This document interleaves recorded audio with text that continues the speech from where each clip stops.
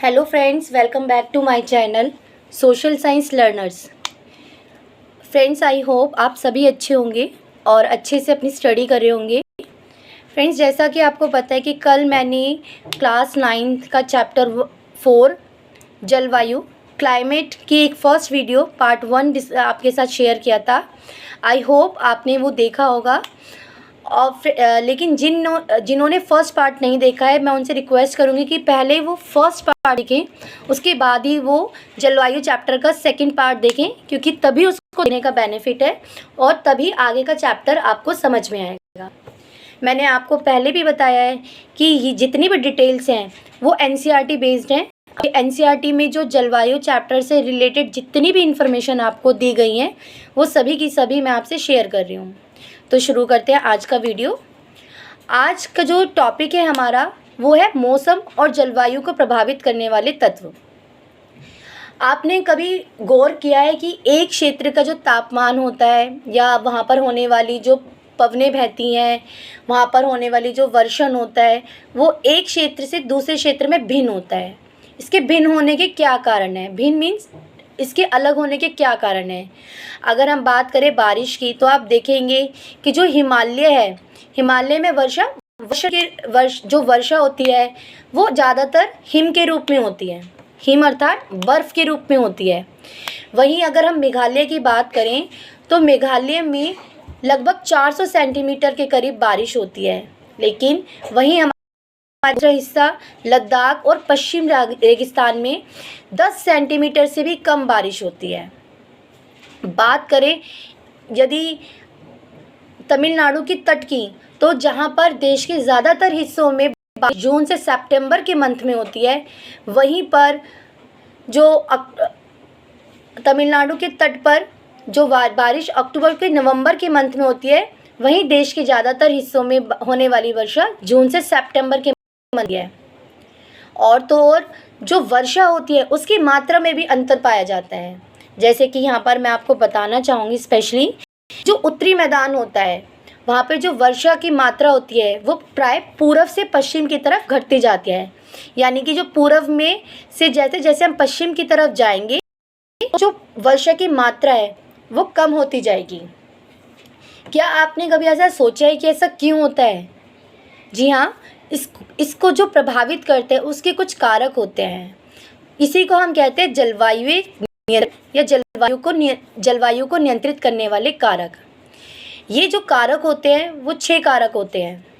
जैसे पहला अक्षांश, दूसरा तुंगता जिसको ऊंचाई भी कहा जाता है, तीसरा वायु दाब एवं पवन तंत्र, चौथा समुद्र से दूरी, पांचवा महासागरीय धारा, छठा उच्चावच लक्षण। आपको इन सब के बारे में डिटेल से पढ़ना होगा, डिटेल से समझना होगा, क्योंकि ये जो एक एक इफ़ेक्ट है वो आपकी जलवायु को प्रभावित करता है। और यहाँ से 1 मार्क के क्वेश्चंस आपको बहुत आते हैं।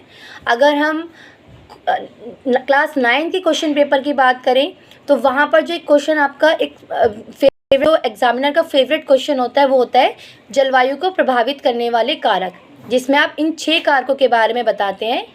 वहीं हम अगर अपने एंट्रेंस एग्ज़ाम की बात करें तो वहाँ पर इन सभी कारकों में से जो इम्पॉर्टेंट पॉइंट्स होते हैं उससे रिलेटेड क्वेश्चन आते हैं। तो दोनों के बेस पे ही आपको जो टॉपिक है वो डिलीवर किया जा रहा है। तो ये जो वीडियो है वो स्टूडेंट एज वेल एज जो अपनी एंट्रेंस एग्ज़ाम के लिए तैयारी कर रहे हैं उन दोनों के लिए ही बेनिफिशियल है। आप इन सब पॉइंट्स के बारे में डिटेल से पढ़ने के लिए सबसे पहले जो मैं आपके साथ डिस्कस करूंगी वो पॉइंट होगा अक्षांश के बारे में। फ्रेंड्स, स्क्रीन पर आपको ये मैप नज़र आ रहा होगा। इसको दिखाने का एक रीज़न है। हम सबसे पहले जो जलवायु को प्रभावित करने वाला कारक है उसके बारे में पढ़ रहे हैं, अक्षांश के बारे में। अब आप ये एक रेखा देख रहे होंगे, आप सभी को दिख रही होगी ना। इसको क्या बोलते हैं? ट्रॉपिक ऑफ कैंसर या फिर कर्क रेखा। कर्क रेखा क्या करती है कि भारत को आप देख रहे हो कितने सम भागों में बांट रही है, 2 सम अर्थात 2 बराबर भागों में बांट रही है। अगर आप देखेंगे ये वाला हिस्सा कौन सा है इसका, उत्तर का, वहीं ये वाला हिस्सा इसका दक्षिण का, मीन्स नॉर्थ, और दूसरा साउथ। मैंने आपको बताया कि जो ये कर्क रेखा है ये भारत को 2 सम भागों में अर्थात 2 बराबर भागों में बांट रही है, जो कि है एक उत्तर का और एक है दक्षिण का, नॉर्थ साउथ। और एक और पॉइंट मैं जो आपके लिए बताना चाहूँगी वो यही होगा कि ये भी क्वेश्चन कई बार पूछा जाता है कि जो कर्क रेखा है वो भारत के कितने राज्यों से होकर गुजरती है। तो कर्क रेखा जो है भारत के 8 राज्यों से होकर गुजरती है, और 8 के 8 राज्यों के नाम आपको टिप्स पर याद होने चाहिए, आपको पता होना चाहिए, क्योंकि आपको ऑप्शन में कई बार क्या होता है कि 3 ऑप्शन दे देंगे जो है और एक पूछ लेंगे कौन सा नहीं है। ठीक है, तो सबसे पहले उन 8 राज्यों के नाम क्या है। पहला गुजरात, दूसरा राजस्थान, तीसरा मध्य प्रदेश, चौथा छत्तीसगढ़, पांचवा झारखंड, मिजोरम, त्रिपुरा और पश्चिम बंगाल। टॉपिक ऑफ कैंसर की सबसे बड़ी इम्पॉर्टेंट बात क्या है कि कितने अक्षांश पर स्थित होती है, 23.5 डिग्री उत्तरी अक्षांश पर ये आपकी स्थित होती है। और एक और इम्पॉर्टेंट बात क्या है कि पृथ्वी की सबसे उत्तरतम जो अक्षांश रेखा होती है वो कर्क रेखा ही होती है। कर्क रेखा से इम्पॉर्टेंट आपको कुछ फैक्ट्स बता रही हूँ। पहला यही बताया कि भारत के 8 राज्यों से होकर गुजरती है, उन 8 राज्यों के नाम आपको बताए हैं। अब आप इन्हीं 8 राज्यों के नाम आप कमेंट्स में ज़रूर बताइएगा। दूसरा, पृथ्वी की सबसे उत्तरतम अक्षांश रेखा होती है। और तीसरा, कर्क रेखा पर जो दोपहर के समय सूर्य लंबवत चमकता है। पूछ सकते हैं कि कर्क रेखा पर सूर्य किस समय लंबवत चमकता है, तो आपको पता होना चाहिए दोपहर के समय। फिर कर्क रेखा किसके समांतर रेखा होती है, भूमध्य रेखा का। फ्रेंड्स, अब आपने सोचा होगा कि कर्क रेखा का भारत की जलवायु पर क्या इफेक्ट है। तो जैसा कि मैंने आपको बताया कि जो कर्क रेखा होती है वो देश के पश्चिम में कच्छ के रण से लेकर मिजोरम से होकर गुजरती है और देश को लगभग 2 बराबर भागों में बांट देती है, जो कि है आपका जो कि एक बाटा इसने उत्तर में तो दूसरा बाटा आपका दक्षिण में।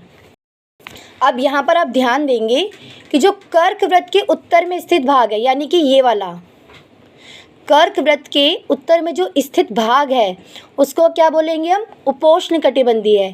फ्रेंड्स, आपको यहाँ पर ध्यान रखना है, ये वाला जो पार्ट है यानी कि उत्तर का, कर्क रेखा से उत्तर में जो पार्ट है उसको क्या बोलेंगे हम, उपोष्ण कटिबंधीय। जबकि कर्क रेखा का जो दक्षिण का हिस्सा है, ये वाला दक्षिण यहीं पर होगा ना, आपको पता है ये उत्तर होता है और ये दक्षिण। तो जो कर्क रेखा का उत्तर वाला हिस्सा है उसको हम क्या बोलेंगे, कटिबंधीय। और इसी के कारण अब आप देख सकते हो भारत में कौन कौन सी जलवायु की विशेषताएं पाई गई, एक उपोष्ण और दूसरा उष्ण कटिबंधीय। इसीलिए भारत की जो जलवायु है वो कैसी है, भारत की जलवायु में कौन सी विशेषता है, उष्ण और उपोष्ण दोनों प्रकार की विशेषताएं पाई जाती हैं। आपको इतनी डिटेल में एक एक चीज़ को इसीलिए एक्सप्लेन किया जा रहा है ताकि कोई भी क्वेश्चन आपसे छूटे ना। जब तक हम बेसिक से नहीं समझते हैं चीज़ों को तब तक कंसेप्ट हमारे पास क्लियर नहीं होता, और जब तक कंसेप्ट क्लियर नहीं होगा तब तक आप चीज़ों को कितना भी रट लीजिए वो कभी आपको लाइफ टाइम के लिए याद नहीं होंगी। आपको कुछ टाइम याद रहेंगी, लेकिन जब आप 2 दिन बाद 3 दिन बाद उसको रिवाइज़ करने बैठेंगे तो मे बी वो आपको याद ना रहे, क्योंकि आपने उसके कंसेप्ट, उसके बेसिक को नहीं समझा है। इसीलिए मेरी पूरी कोशिश यही है कि आपके साथ जो भी टॉपिक किए जाएँ सबसे पहले बेसिक से क्लियर किए जाए और साथ में उस टॉपिक से रिलेटेड जितनी भी इम्पॉर्टेंट बातें हैं वो आपके साथ शेयर की जाए।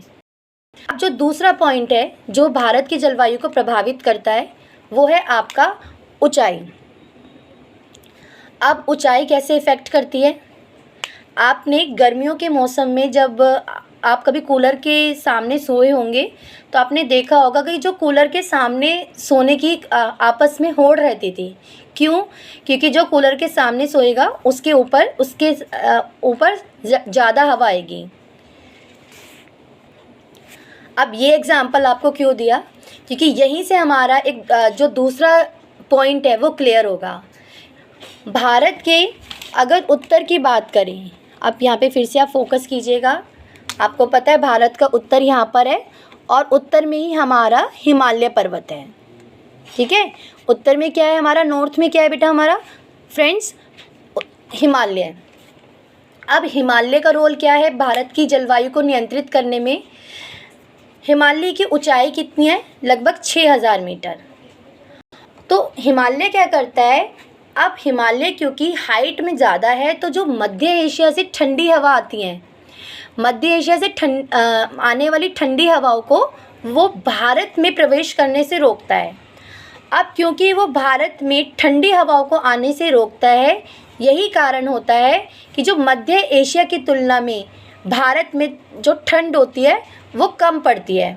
अगर आप सोच सकते हैं कि अगर हिमालय ना होता तो वो जो मध्य एशिया से आने वाली ठंडी हवाएं उन्हें कोई रोक नहीं सकता था, और रोक नहीं पाता तो यहाँ पर भी मध्य एशिया जैसी ही ठंड पाई जाती।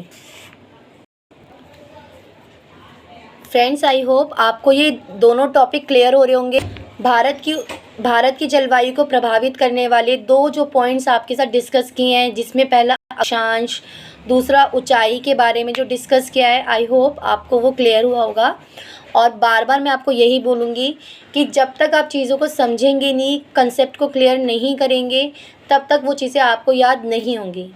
और आप ये सोचें कि सिर्फ वीडियो सुनने से आपको कोई चीज़ क्लियर हो जाएगी, तो बिल्कुल भी नहीं। आपको पहले चीज़ों को ध्यान से सुनना है, उसके बाद आपको अपनी नोट्स मेंटेन करने हैं। नोट्स में आप हर इम्पोर्टेंट बात को लिखेंगे, और आप यहाँ पर ये भी ध्यान दीजिएगा, फोकस कीजिएगा कि वीडियो में आपके साथ मेन पॉइंट्स ही क्लियर किए जा रहे हैं। तो फ्रेंड्स, आगे के जो 4 पॉइंट्स बचे हैं उसे नेक्स्ट वीडियो में आपके साथ शेयर किया जाएगा। तब तक के लिए आपके साथ जो लास्ट वीडियो में इंट्रोडक्शन किया गया था और आज जलवायु को प्रभावित करने वाले जो कारक हैं अक्षांश और ऊंचाई के विषय में ध्यान से पढ़ने के बाद उसको कॉपी में ज़रूर लिखिएगा। तब आप देखिएगा कि आपका जो टॉपिक है वो कैसे क्लियर होता है। वीडियो अच्छी लगी हो तो लाइक कीजिएगा, शेयर कीजिएगा और सब्सक्राइब करना तो बिल्कुल भी मत भूलिएगा। Thank you.